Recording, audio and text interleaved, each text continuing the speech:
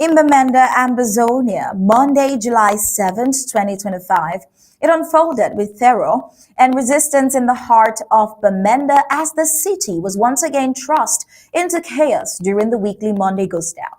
Now, what should have been a day of solemn civil disobedience turned violent as colonial forces reportedly opened fire in multiple neighborhoods while enforcing movement restrictions.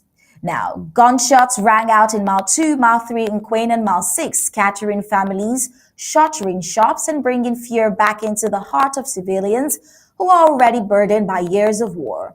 The city was gripped by uncertainty as military trucks patrolled the streets, though official casualty reports remain unclear, but residents fear that lives may have been lost. Now, the violence, while horrifying, is not new, but a grim reminder of the high price Ambazonians have paid for this struggle of liberation, a struggle that the Ghost Town on Monday symbolizes in both memory and protest. The Monday Ghost Town, observed across many parts of Amazonia since 2017, is not just a passive shutdown of economic and social activity. It is an act of resistance, a collective withdrawal from the colonial system. Instituted to honor the dozens of peaceful protesters and civilians killed or arrested by the forces of La République du Cameroon during early demonstrations. The Ghost Town is a weekly act of remembrance and rebellion. It is a statement that while Amazonians may be unarmed, they are not powerless, that silence can be louder than gunfire, that empty streets and locked doors can carry more defiance than placards or speeches.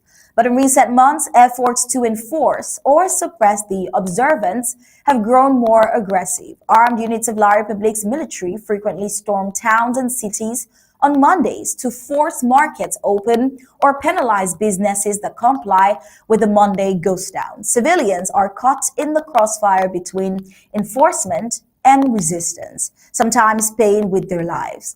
Now, for many Amazonians, staying indoors on Monday is more than just obeying a directive from the resistance.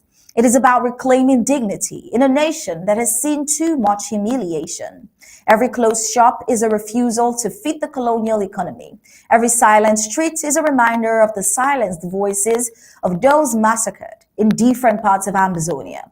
Shot in Boya, massacred in Nundu, disappeared in Mamfe, or tortured in dungeons across Yaoundé.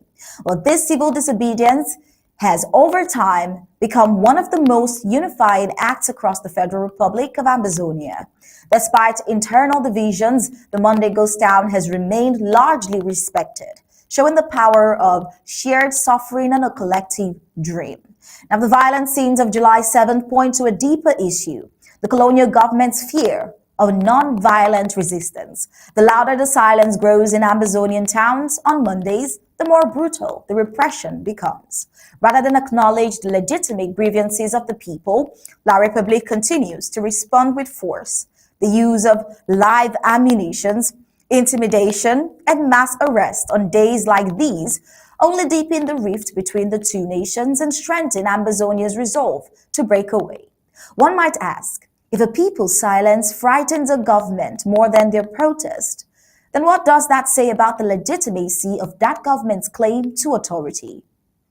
Despite the uncertainty and danger, Monday Ghost Towns endure because they remind the world that Amazonians have not forgotten. They have not forgotten October 1st. They have not forgotten the students killed in Kubo, the women shot in Ekona, or the journalists jailed in Boya. And until justice is done, they will not go quietly into the shadows. The international community may hope for peace, but for Amazonia, peace without justice is just another word for surrender. As Bamenda reels from yet another Bloody Monday, one thing is clear. The Ghost Town is not merely an act of defiance. It is a symbol of survival and a people who refuse to be erased.